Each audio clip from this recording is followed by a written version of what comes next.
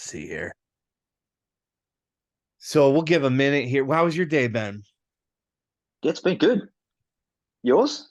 Um, yeah, man. You know what, dude? I just brought on a client, re-brought on a client that I had years ago, who's now doubled his franchise, but not franchises, because actually he wants to share Yeah. with everyone at some point. You do not want to get into the franchise bullshit. Um, Mm. but I'm so happy to be working with this dude again, and so it was a great day with onboarding and stuff like that, and I see we got Michelle McCarley on. Paula Ruff did Paula and Amanda Alphabet did some phone calls on Friday night. And I was one of those phone calls I was happy to get. So thank you for doing that phone call. It's always just sweet to get people reaching out to you and saying hi. Um, Mm. so yeah, today's been a good day, and I've been excited about. Yeah. So me and Billy, full disclosure, we're going to have a couple areas where we pitch you guys because transparently, we do have something to sell. We have a growth hackathon.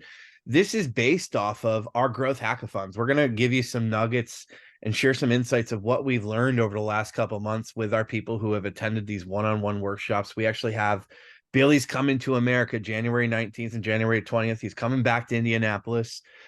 We're going to roll up our sleeves. It's going to be cold in Indy.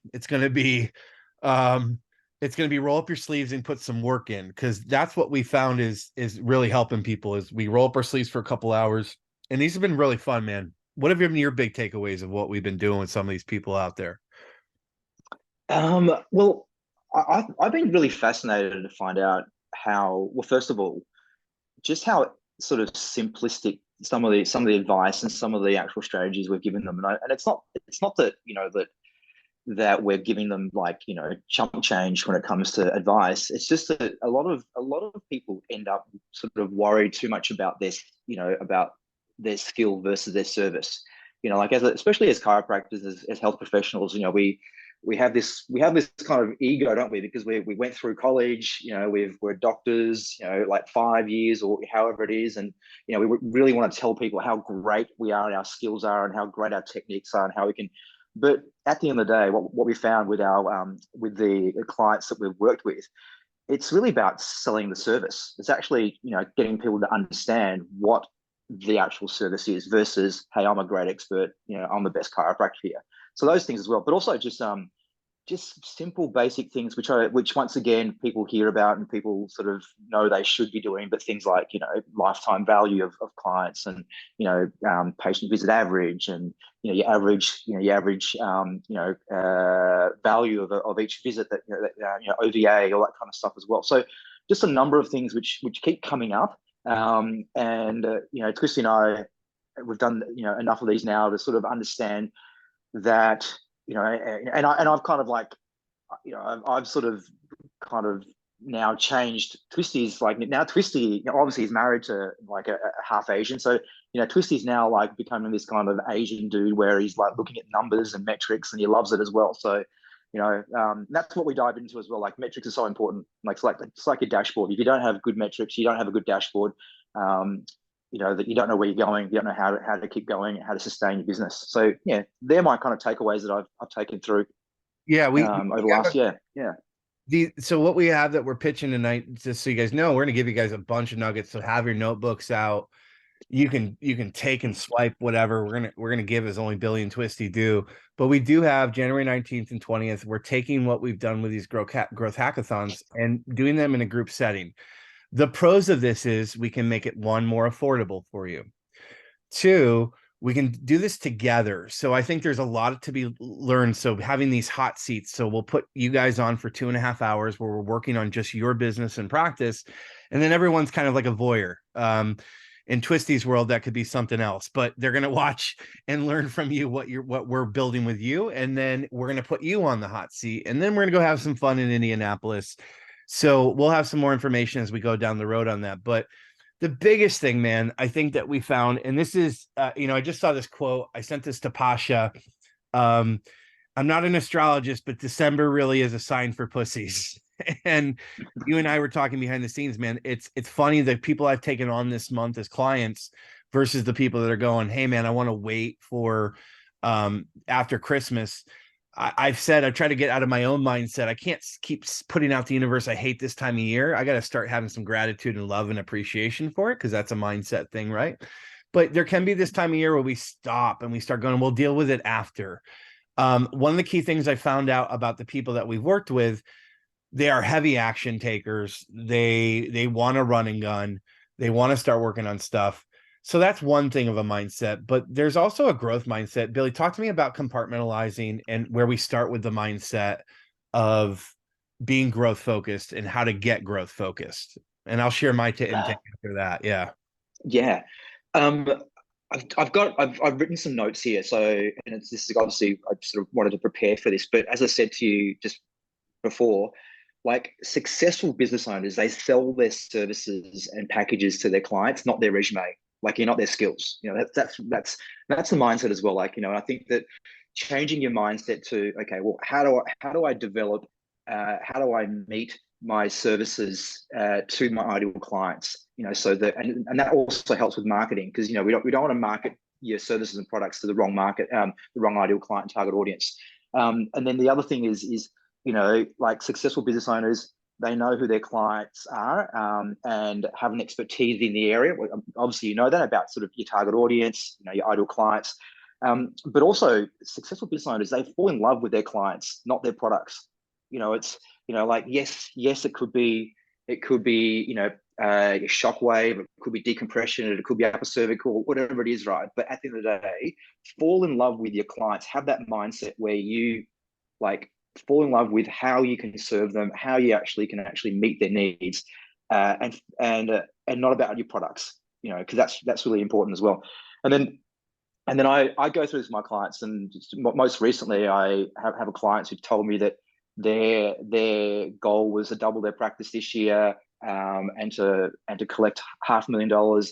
That's before it, you know, we're not at December 30th yet, and actually they've already collected, you know, close to over that as well. So, you know, and what they did was they did less, because I worked on their kind of CEO mindset about just doing less, being discerning about trying to kind of fit everything in, trying to sort of like, you know, buy everything. It's like every shiny object, every kind of like challenge, you know, like start to be discerning and actually do less, but do it really, really well.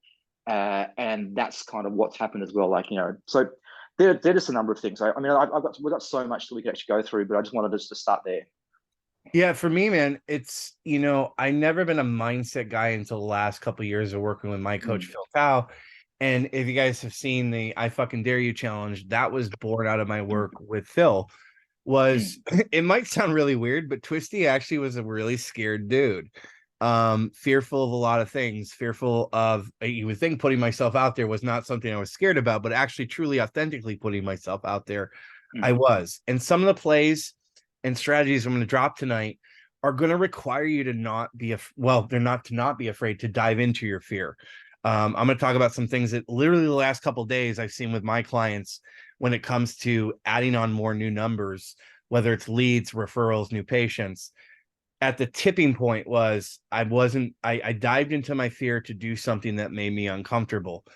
I also think that it's also getting organized in your mind. And so this is one of the things about having a coach like Billy, or having a strategist like me, having someone else that you're working with out there. There's some other great people that are out there. There's people on here right now, Dr. Jesse, who's on here, who works with people on how to get their ideal client and target market locked in. Having something that you can be accountable with is going to be super important. I was going to share kind of the organization starting point of, you know, we were just talking about, oh, come on, get out of here, get out of here, get out of here. There we go. I'm working with these two awesome young ladies in New York City who are so excited about launching, and we went through on their last coaching call, how are we going to reverse engineer? And that starts with your mindset of knowing, okay, I'm going to put this into a strategy of like, okay, we know we're going to reverse engineer getting 10 new patients. How are we going to reverse engineer that? Well, we're going to go through Google Ads. We're going to go through social postings. We're going to work on our email newsletter. We're going to work on SEO. We're going to work on organic postings. We're going to work on building our social community, working with healthcare to healthcare providers, which this is going to be one of the biggest takeaways from my side tonight, working with businesses, referrals, yada, yada, yada. But part of that mindset is getting yourself organized. and locking this stuff in to hold yourself accountable. So I think that's going to be a huge importance. So we talked about some ways to get your mind right. I want to share one of my favorite tips for getting your mind right right now, especially as me and Billy were just talking back and forth the other day, as we usually do. And full disclosure, man, we're not superhuman. We get tired. I get tired. I'm going to be going on a call with Andrew Norman after starting at 8 a.m. this morning with calls. And one of the biggest things my coach Phil Tal gave to me was the phrase refuel and air. And one of the things I think you guys don't do, or I don't see it, and you can kill a couple birds with one stone. This also helps with social content. This helps with creating unique user-generated content, but giving yourself the opportunity to refuel and air during the day. You don't have hospital privileges, so you're not standing around with other doctors and slapping each other high fives and you know, having misery loves company, which is one of the reasons why I encourage you guys to come to Spiz sessions so we can jam and share on victories monthly. And we're going to move that to weekly here coming soon. But refueling and air, one of the easiest tips that you guys can do is take moments during the day when the mundacity of your office visits, when those miracles that you're getting that become mundane to you, to take a moment and document those, share those with the public, share those victories out there on social channels. Not only are you doing it for great content, but I believe you're doing it for yourself to take that moment to refuel and find that kernel of joy. It can be tough during the day when you see patient after patient after patient. If you see why I'm constantly posting victories, it's not because I'm trying to be a gloat head. It's because I'm refueling an air and reminding myself why I'm such a fucking badass, because the mundacity can come and take us out of those elements of all the cool shit you motherfuckers do out there to light people up, save their life, save their marriages, be able to pick up their kids again, that you forget about. So one thing that I think helps is refueling in air, and I want to give you guys some love to do that. I don't know, Billy, if you have any other couple things you want to dump on or getting your mind right before we dive into some other. No. I totally agree. Like it happens to all of us, and we forget the actual relationship when it comes to sales and conversions. There's tension. Like, you know, like a good salesperson, someone that sells very, very well, there is a lot of tension that happens between the person that you're selling to and the person that's doing the sale. Okay, and it's this kind of thing where, you know, regardless of whether you get the sale or not, there's this tension. And so I think that you know, always comes back to, you need that release. You need to have something that releases your tension. And, you know, like as you said, like, you know, take your breaks, like, you know, high five yourself, like, you know, share it to other people, share it to your local, you know, your team. I mean, like it's so often I get my clients to share their wins with their whole team, because, you know, it doesn't matter if I'm the back office person doing the PI insurance and the billing, like, you know, they need to know that, you know, Mrs. Jones is now like able to pick up her, you know, her grandkids and all that kind of stuff as well. Like, it's that kind of stuff spurs the team on and energizes you. It also lets you kind of, you know, have that extra energy to once again have that tension the next day with your clients that you need to convert. So You reminded my me, bit. Yeah. my dad's on here. I got to give him some love. Yeah. He's also such a sweetheart and so quiet about how he helps behind the scenes. But, you know, growing up with my dad, and if you guys don't know this, Billy's actually my dad's age too. He has that Asian. But back in the day, dude, I mean, I grew up in a family that had no website, no workshops, no webinars, no digital stuff. It was my dad's big checkbook, which was his ego, his big yellow page ad, if he ever did one of those. But really, it was the internal therapeutic communications. And we'll talk about those referral strategies here coming up. But that even reminds me, I just posted about one of my clients, Nicole, young animal chiropractor who's trying to build her practice up. She has 30 kids booked on for a kids day that we're running a promotion on that. But even bigger than that, she tells me, oh man, I did my case of the week this week, and it was all about sleep and being tired. So my dad was the one who sparked me. Hey man, why aren't we doing these cases of the week? I'm getting all my clients back on doing case of the week, posting about a story that gets the team excited that you can then share out in the socials. She got 3 new patients from just talking about that. You know, we all think it's the back pain, neck pain. That's what the mundane gets back into, but it's about the life stuff. Better fucking, better sleeping, better shitting. So talking about that stuff also refuels you in the air. Again, we're Billy and Twisty. If you want to learn more about our growth hackathon, come and work with other people, a group of 8. We have we're half filled for this right now. If you want to be one of the other 4 that comes and joins us in Indianapolis, we got a great deal going on until tomorrow. We also have a great referral kickback program. So we want to reward people who say, hey, man, this isn't for me right now, but I know some people that could use this. You can message an email bailey@thespiz.com and find out what we're doing there. And we'd love to have you or have any of your other friends. So one of the biggest things, Billy, that we discovered, and we can shut it down tonight after this, is you want to double your practice, you got to work on your office visit average. We found in our work and journeys that most of these guys and girls out there are way undercharging. So the first thing, this dives into the I fucking dare you, raise your fucking fees. Wow, we're done. You just doubled your practice. No, it's not as easy as that, but I know you work with your people all the time on raising fees. Talk to me about raising those fees to help increase office visit average. Because it's a great time of year right now to start this process. Absolutely, absolutely. Okay. I'm going to be totally transparent. I'm against. Okay, so I am against people raising their fees on a constant and regular basis throughout the year. Okay, like and there are some other sort of coaching companies and some other sort of people that kind of talk about like, hey, we got to keep raising your fees. Like, dude, if I went to my hairdresser and every time I went to get my hair cut, that the fee was increased, I'd stop going. Okay, so and we also obviously also need to understand that as a healthcare service, there's an element of price elasticity, and what we don't want to do is we don't want to price ourselves out of the market where people now go, you know what, I can't afford, my gas, I can't afford to, put food on the table. Hey, how am I going to actually afford to come and see you? So, that's transparency. However, having been in the coaching industry now for over, like 15 years, I see that generally, and this is like across whether it's Australia, whether it's in the UK, and definitely in North America, United States, and Canada, that we are undercharging for our services. Okay, we are, and so when it comes to raising your fees, there's so much of a gap in terms of the value that you're providing and what you should be charging. And the problem is that you're already charging too low, and so in order to get that level, you're going to have to kind of keep sort of moving up. So I would suggest that because it's the end of the year, coming next year, yeah, absolutely, as Twisty said, raise your fees. People, it's a normal thing. It is a normal thing for people to understand that your fees need to be raised. Inflation, CPI, the cost of living, cost of gas, the cost of school fees, like all that kind of stuff. It goes up, and so like chiropractors are worried about raising their fees by $5. But then are happy to go buy a Tesla, or put a $1,000 on a deposit for a Cybertruck. Those things. There's no, you've got to be congruent with your situation when it comes to this kind of stuff.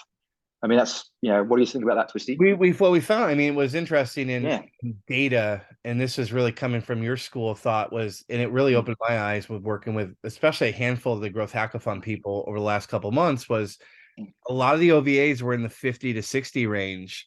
And we know people that are working in the 80 to 100 in their market. And, we come from another school that someone would say, hey, don't be in the middle. I think that's debatable. I mean, one of the things I grew up with, you serve the masses, you eat with the classes. I think there is room in schools for being one of the lower providers and seeing volume. But at the same time, right now, we're seeing that if you just with data, if you take your average patient base and you added another $10, what we saw in data, this is from data from actual people that me and Billy have worked with, you've added at least another 150 to $250,000 with most average patient bases. So if you haven't pulled the trigger on raising your office visit, bring it up right now. Now, if you struggle with the idea of, well, what if I don't have enough services? Then we're going to get into some term that we're called net reoccurring revenue. And I have so many people, I know you have so many people, especially in the US, Billy, that have like, hey man, should I be adding soft wave, shock wave, one of the waves on? If I can help save anyone thousands and thousands and thousands of dollars, if you walk away tonight and go, this nugget saved me, just like Russ Birdsall said to me the other day, another dude said to me the other day, dude, you saved me 60, 70,000, whatever. I'm a big fan right now. A variety of my offices. So net recurring revenue is the end fries with that. That's where you're adding on values and services, like Billy talked about in the beginning, selling more services. My favorite go-to right now is the EMTT technology that gets the same or better reaction, same MPS score from patients from Softwave and Shockwave without the disposables, without the price ticket of buying it through one of these asshole vendors out there. And you can get these off of Alibaba Express, eBay. I have clients that have, and questions come, well, what the hell is going to happen? Is it going to be, no, dude, I've had people running these for months and months and months. And here's the thing I love about the MTT, man. You can set it and forget it. And my docs love it so much. They buy them for themselves. I've loved this net reoccurring revenue opportunity for people because you don't have to hire more staff to put people on this. You can easily put it in your office and let it just be a mill for cash, because you can't charge insurance on it, because it's such a low, like you can get these for $2,000-$3,000 on that. It's instant return for everyone in typically 1 month on this. So this is and I have nothing to gain from this other than saving you guys a shitload of money out there, because I see what happened. And here's the real talk. You want to know what some of those companies do? They buy these from AliExpress, just like I'm showing you guys, and they just plant their logo on it, and they uptick you like 10 times the charge. I'm not a fan of the waves because of the disposables. I love the MTT for what this does. And I love that it's easy to upsell without running ads. You can easily add another $600 to $1,200 a year. 600, so another $150, so $100 a month per month for your patients with this equipment and technology. If you need to learn more, hit up Bailey at this biz. He'll get you some links and some recommendations. I just had to drop that in, man, because because everyone we've worked with everyone except one client has been like, should I add a massage therapist on here? And I'm not a big fan of that for a variety of reasons. I don't know if you want to edit anything into the NRR in that, Billy, at all. No, I think you've covered it. But that last bit about massage therapists, whenever you're adding extra services that require like humans, you've got to also obviously weigh the cost as well. Like, so having something that doesn't require as many humans, but can still get the same result, and also that you don't have to manage these people, I think it's a huge benefit. You're old school like me, Billy. We talk with people. If there's two big takeaways from our growth hackathons, it's OVA and PVA. If we can increase $10-$20 in OVA, increase 10-20 visits in PVA, there's another $500,000 in most practices or more. What are the biggest things that our people are missing when it comes to PVA that they can do very easily, systematically right now in your head? Oh, well, first of all, they need to understand PVA. So obviously most people know that it's like your total number of visits divided by the number of unique new patients over a period of time. So it's over 6 months or a year or however many years. I've now dived a bit deeper with some of my clients into lifetime value. They're interlinked, kind of similar to ideal client and target market, but they are very, very separate. And that is that, that your lifetime value, you want to have a look at obviously average value of a visit, and it times that by the number of visits you have per year.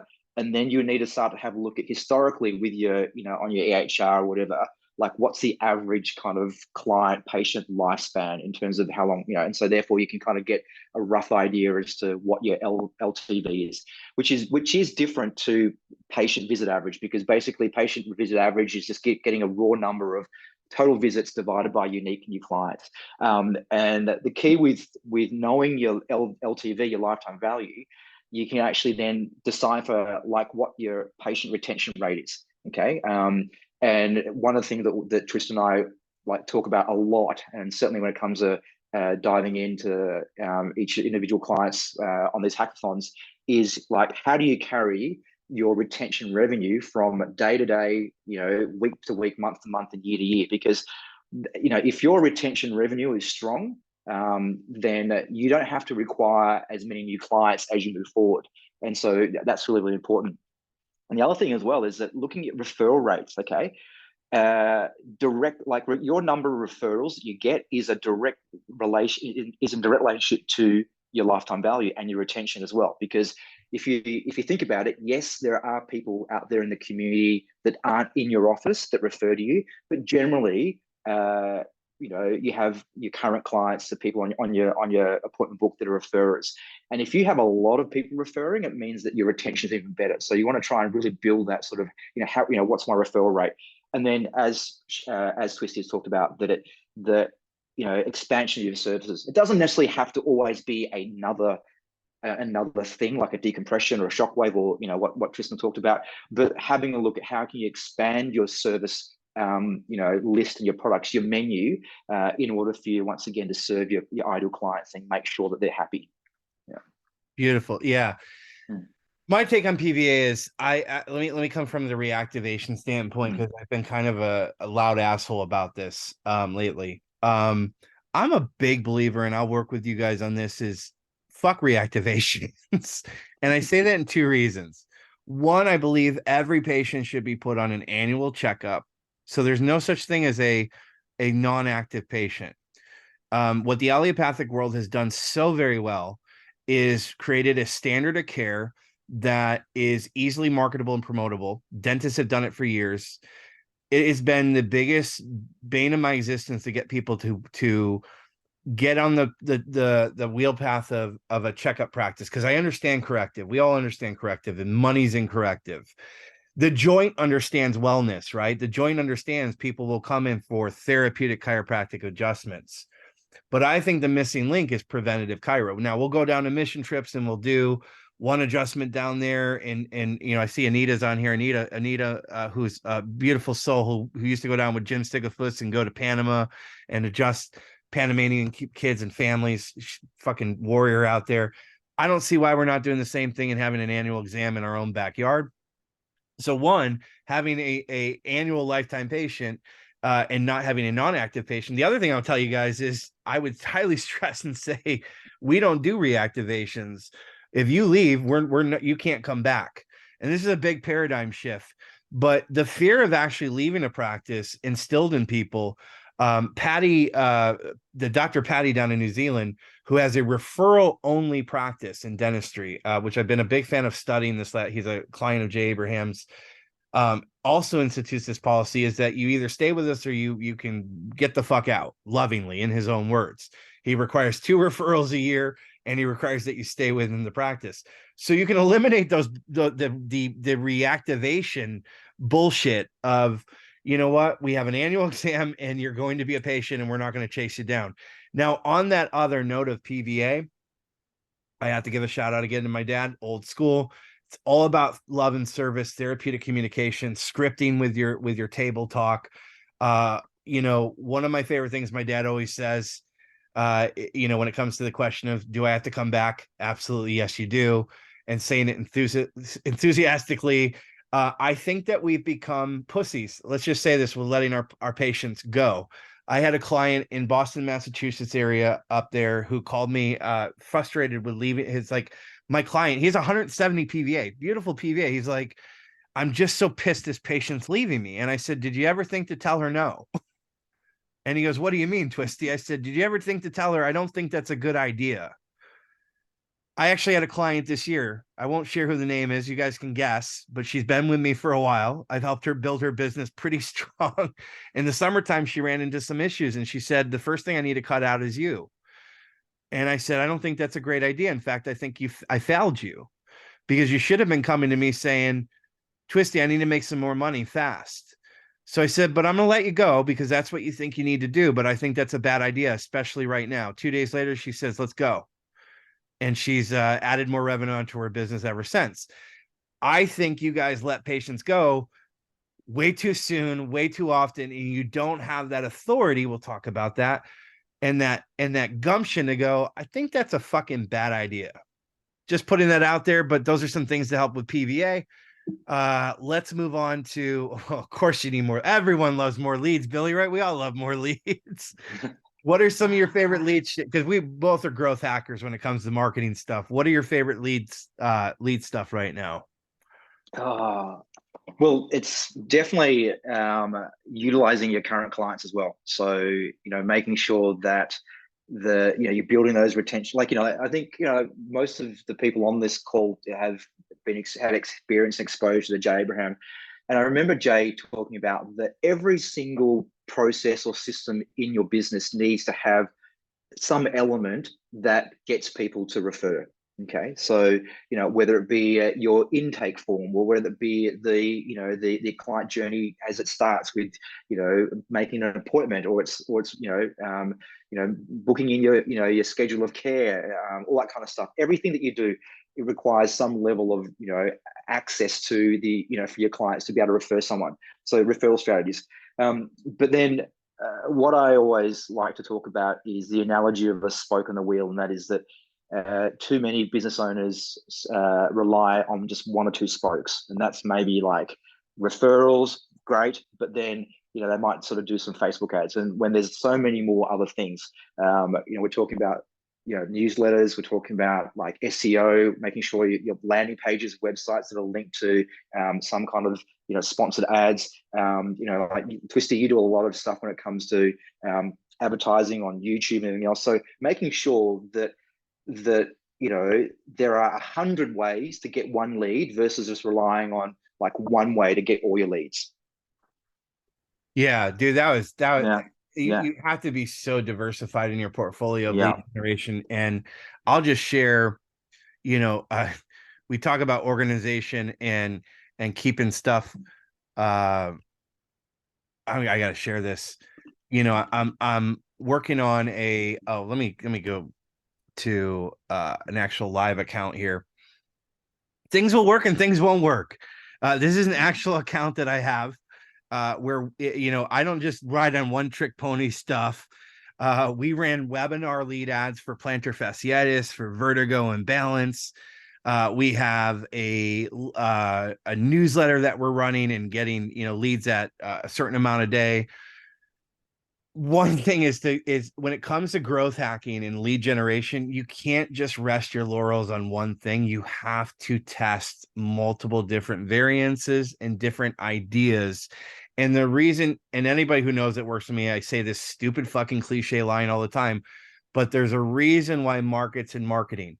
I could run the same webinar for vertigo and balance in one market and it bombs, and I go to another market and I'm getting $2 a lead. My favorite thing right now for lead generation, I'm going to tell you, is micro webinars, 7 to 10 minutes long, very niche specific. I love it because it kills a couple birds with one stone. It kills branding and awareness. You get list building, which is actual lead building, and you get leads for conversions. So you're killing multiple birds with one stone. In this account, we actually have, like I said, we had a vertigo imbalance, we had a plantar fasciitis, we had a carpal tunnel, which just shit the bed. But our vertigo imbalance and our plantar fasciitis is absolutely killing it in that market.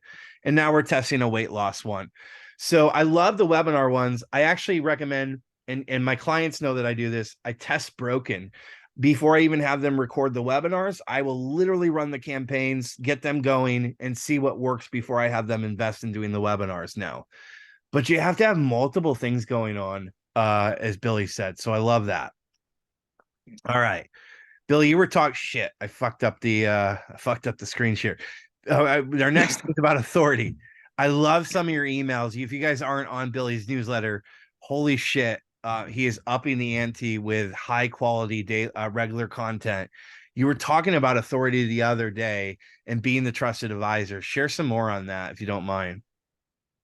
I teach this, so for anyone who doesn't know, I actually teach at the Australian Chiropractic College, and so I got the opportunity to write their business and marketing units for students. So basically, from year 2 all the way to year 5, they're getting some really great content about how to communicate well, how to market their business, how to build a great practice.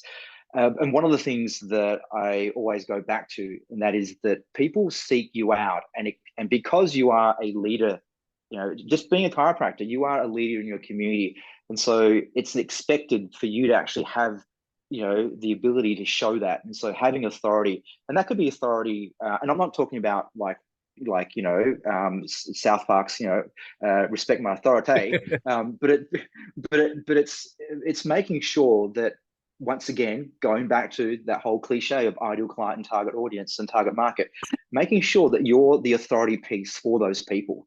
if they're looking for certain services, if they're looking for certain information, and you want to obviously, grow your business with more of those ideal clients, that you need to really be that authority person, speak the authority, give them information. And going back to leads, we are in a situation where there is no excuse now to not be on some level of social media, some level of, like platform where you're telling the audience out there, because it's if you're expecting just to kind of go, well, I'm just hoping to open my doors and maybe do some Facebook ads, everything else. Like, you really need to make sure that you're on those platforms and being consistent on them as well. But the other thing, going back to that whole authority, just don't be a dick as well. Like it's your authority also needs to be balanced with your respect and your empathy and your care and your loving service. Like, lovely Tim, making sure that you really do show, your empathy and your love for your community and the people you want to serve as well. Like, it's not just about just like, respect my authority. Of it. I'm gonna share one thing on top of that. You are not a second class citizen out there. What I mean Mm. by that is, you are a collaborative health partner. This is not the 1980s, 1990s anymore. This is not John Stossel's chiropractic. Right now, there are neurosurgeons that want your patients and want your connections and want to refer to you. I spent literally a half an hour today, and this is one thing I would recommend to you guys right now because it's the best time of year to do this. Make a list. Let me see if I can pull this up here real quick. Everyone knows I love spreadsheets. I love spreadsheets. But I'm not good at actually putting the spreadsheets together. Like, I'm not like a big spreadsheet guy, like from that thing. I got an example right here. But make a list.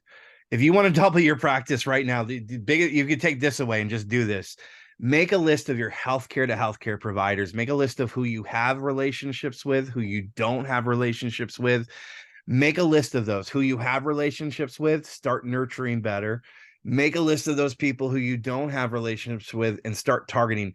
Literally today, I took a doc in Miami who's never had a healthcare provider referral and never had a personal injury referral. He's a beautiful guy.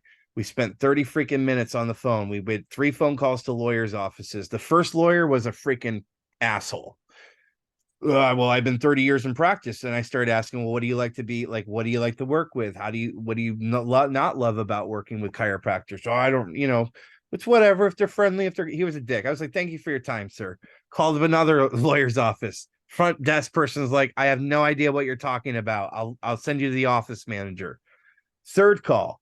Hey, I'm looking for who can help me with referral connections with another chiropractor or for chiropractors and PI lawyers in your office. Who do you refer to? Are you willing to take on new referrals? She goes, I'm busy right now. Let me call you back. Called me back in 5 minutes, said, hey, I'm happily looking to have new referral connections. Who are you working with? I put her right on the phone with my client. Within a half an hour, he started getting a referral from her. The same thing happened. I'm going to show you guys. This is real talk, real shit. So 30 minutes in, or 15 minutes, I started doing phone calls with healthcare to healthcare providers. Called 3 offices. First 2 offices didn't know their asses from their whatever. Got a hold of one office. We got a call scheduled for that day. An hour later, he just got off the phone. He told me the type of patients he mainly sees. Says he's a lot of patients with spinal stenosis that he loved to refer. He didn't know how to add into our spreadsheet. But the reality is, and I just gave this book to Bailey, is you have to pick up the fucking phone in this era.